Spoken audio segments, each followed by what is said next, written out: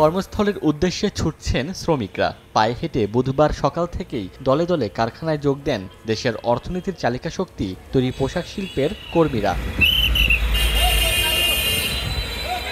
পরিচয়পত্র দেখে কারখানার ভেতরে শ্রমিকদের ঢুকতে দেয়া হয়, তবে আলাদা কোনো পাসের প্রয়োজন নেই গার্মেন্টস কর্মীদের। শ্রমিক ও কারখানার নিরাপত্তায় সড়ক ও শহরের বিভিন্ন গুরুত্বপূর্ণ স্থানে আইন শৃঙ্খলা রক্ষা বাহিনীর সদস্যদের মোতায়েন করা হয়েছে। কাজে যোগ দিতে পেরে উচ্ছ্বাস প্রকাশ করেন শ্রমিকরা। গার্মেন্টস খুলছে, আল্লাহর রহমতে কোনো সমস্যা নাই। প্রশাসনের লোক রাস্তায় আছে, আমরা ঠিকভাবে ডিউটি করতে পারবো। পেটের দিয়ে কাজ করি, সুষ্ঠুভাবে দেশ চললে আমরা কাজ করে খাইতে পারবো, আর নাইলে আমরা ঘরে বসে থাকলে কি আর খাইতে পারবো। সব গার্মেন্টস খুলে দিছে, এটা আমাদের পক্ষে ভালোই হয়েছে। আজকে অনেকটাই শান্তশিষ্ট পরিবেশ এবং আমরা সুস্থ মতো অফিসে আসতে পারছি। চলছে শিল্প কারখানার মেশিন, সেই সঙ্গে ঘুরছে অর্থনীতির চাকা, তৈরি হচ্ছে পোশাক। গত কয়েকদিনের পারিশ্রমিক পুষিয়ে নিতে ওভারটাইম কাজ করতে আগ্রহী শ্রমিকরা।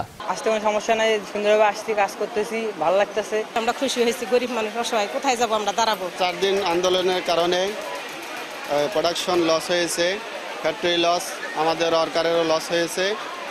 এই ঝামেলা আমরা চাই না। দ্রুত কারফিউ তুলে নিয়ে পরিস্থিতি স্বাভাবিক করার দাবি কারখানা কর্তৃপক্ষের। আমাদের শ্রমিকরা যদি কর্মস্থলে সুশৃঙ্খলভাবে এবং নিরাপদে আসতে পারে, তাহলে তারাও যেমন খুশি, আমরা খুলে দেওয়াতে আমরা অনেক খুশি। যদি এইটা আরো বন্ধ থাকতো তাহলে আরো ক্ষতির সম্মুখীন হতাম। শ্রমিকদের নিরাপত্তায় টহল অব্যাহত রেখেছেন আইন শৃঙ্খলা বাহিনীর সদস্যরা।